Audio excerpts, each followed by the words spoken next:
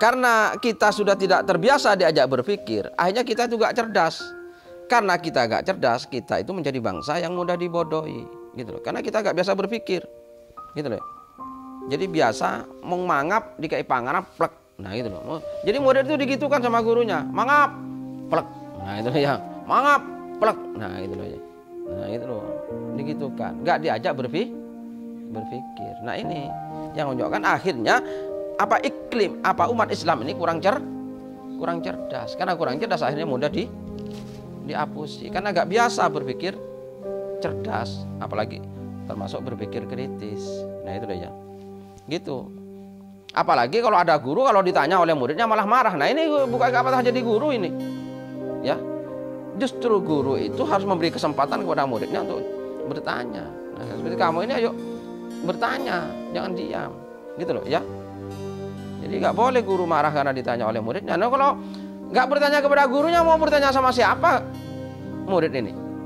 Pokoknya kalau saya ngajar nggak boleh bertanya loh. Terus memangnya Nabi Khidir dan Nabi Musa itu beda itu. Pokoknya saya ini Nabi Khidir, kamu Musa, jangan bertanya-tanya loh. Ya nggak boleh begitu. Ini kalau urusan lain ini, nanti ya. Muridnya jadi bodoh-bodoh nanti ya.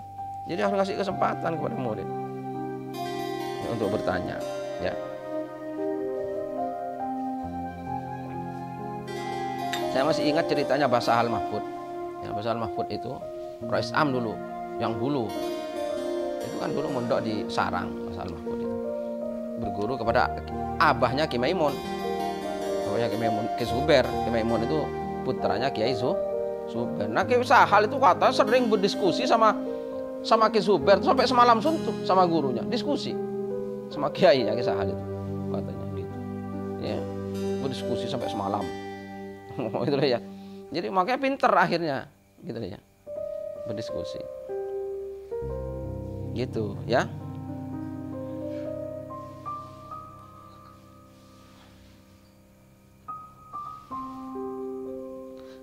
Salah satu tanda murid yang cerdas itu pintar bertanya. Iya. Kamu itu bertanya, jadi berpikir. Sambil mendengarkan tuh berpikir, jalan otaknya. Itu berarti kamu cerdas. Apalagi kalau kamu bisa bikin pertanyaan yang gurunya nggak bisa jawab, itu berarti cerdas sekali kamu. Gitu ya. Saya dulu gitu, kalau saya waktu sekolah mondok itu, kalau saya sudah mau tanya, guru saya itu sudah gemetar karena pertanyaan saya tak sulit. Nah iya, nah itu aja. Kenapa? Karena tak pikirkan. Saya mendengarkan guru itu tak pikirkan alurnya gini, langsung tak tanya. Kalau begini Pak gimana no? Nah gitu. Nah akhirnya gurunya juga jadi belajar, tidak tenang-tenang. Nah kalau guru gak pernah ditanya, akhirnya guru hanya merasa cukup jadi guru juga gak belajar. Murid saya gak ada yang tanya kok. Nah itu. Jadi muridnya jadi cerdas, gurunya juga semakin cerdas. Gitu loh. Jadi gitu. Kamu jangan jadi orang makan terus yang dipikir dan tidur. Oh, ini kapan makannya, kapan tidurnya, hanya itu terus. Jadi gitu biar cerdas ya semua teman-teman yang dengarkan ini. Jadi harus seperti itu.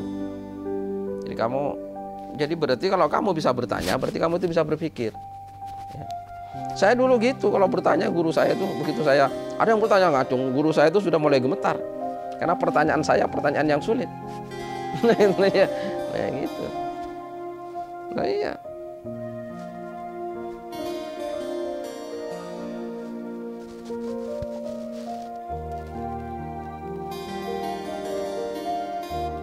Bahkan ada guru saya yang sampai marah terus sama saya karena saya dianggap menjatuhkan. Nah, padahal saya hanya bertanya. Beliau gak mau belajar, ya itu pasti akan belajar biar bisa menjawab. Nah itulah ya. Ada. Sampai saya difitnah macam-macam. Muzammil itu kena penyakit ain. Kata saya. Iya saya disebut. Loh beliau ngajar apa? Idhatun Nasiin. Idhatun Nasiin itu kan memang top ya, Idhatun Nasiin, nasihat bagi para pemuda. Itu karangan Syekh Mustafa Ghulayi ini. Beliau itu ngajar di Sanawiyah. Itu kan top isinya itu hampir sama dengan ini, hampir sama Al-Jawahir ini, ngajak berpikir. Nah pertanyaannya juga kan harus sesuai dengan kitabnya, kitabnya top. Idhatun Nasiin itu nasihat bagi para pemuda kitabnya.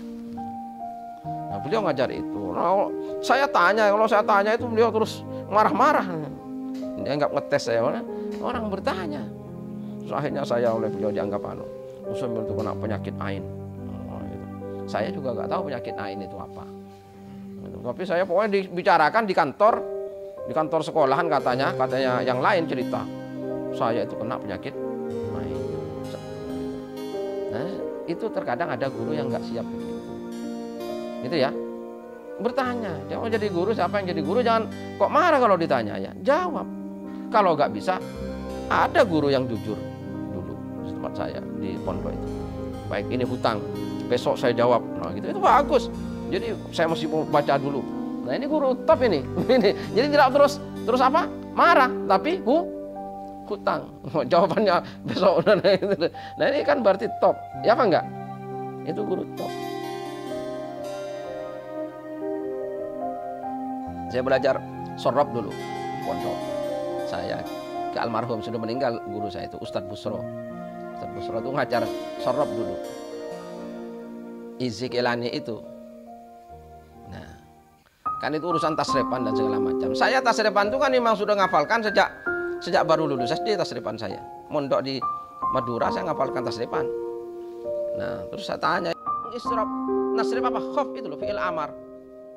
Khof, khofa, khofu, khofi, khofa. Terus beliau khifnah. Beliau ingat ke fi'il mati. Kalau fi'il mati memang khofa, khof, ya. Kalau fi'il mati khawifa ya khofu, khofa, khofa, khofu, khofat, khofata, khifnah. Khifta, khiftuma, khiftum itu fi'il mati. Tapi ini fi'il amar yang ditasrif. Nah, beliau tasrif khof, khofa, khofu, khofi. Ini fi'il amar. Uf'ud. Ya if'al, if'ala, if'alu, if'ali, if'ala, if'alna. Nah, itu bukan khifna tapi khofna. Kursi kuku udah aku tidak bisa. Perlu lama sampai pengajian ini mandek. Saya tanya jawab terus. Nah, itu mandek. Karena beliau mengatakan itu khifna. Bagi saya itu khofna. Karena asalnya ikhwafna. Karena itu fi'il amar. Fi'il amar. Jadi fa'ila yaf'alu if'al. Gitu ya.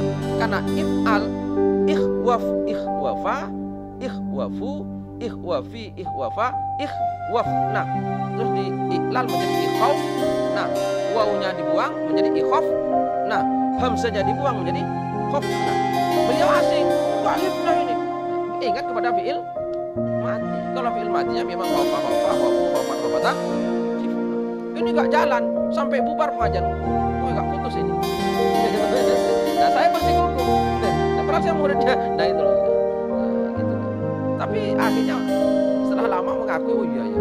Tapi untuk menyadarkan ustadz ini supaya sadar kalau itu khofna lama. Karena tetap bersikuku beliau. Nah, kalau saya mundur, kan berarti saya membiarkan kesalahan. Ya kan gitu Ustadz Hambali. Ya apa enggak? Karena ini ustadz saya. Sampai yang lain tuh, itu enggak ini khofna enggak bisa. Ini tasrifan kok saya bilang gitu. Mau bersikuku terus. Nah, saya tidak mau. Meskipun itu ustadz saya. Enggak bisa itu khofna Ustadz. Terus ditasrif lagi gini. Nah, gitu ya. Kalau saya mundur, oh ya sudah Ustadz karena sampai Ustadz tak ikuti. Itu kan terus kesalahan. Ayo coba lihat tasrifnya. Nah, gitu loh. Itu kalau fi'il mati khif. Nah. Tapi kalau fi'il amar khof. Nah, gitu. Itu ada di isi di Kelani. Wah, lama. Nah, itu enggak apa-apa begitu. Kenapa? Karena memang guru itu juga terkadang lupa.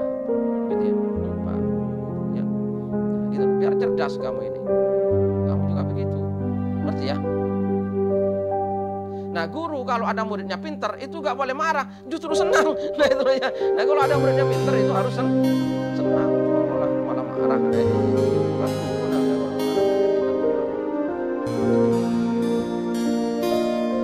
Terakhir itu saya sudah lama Ustadz Busro itu pulang jadi kiai.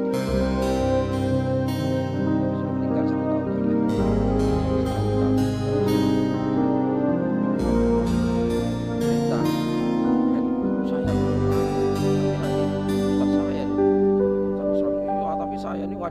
Ngajar Musamil ini jadi duduk terus karena saya ditanya yang tidak bilang gitu dia baru ngaku. Karena saya ditanya yang tidak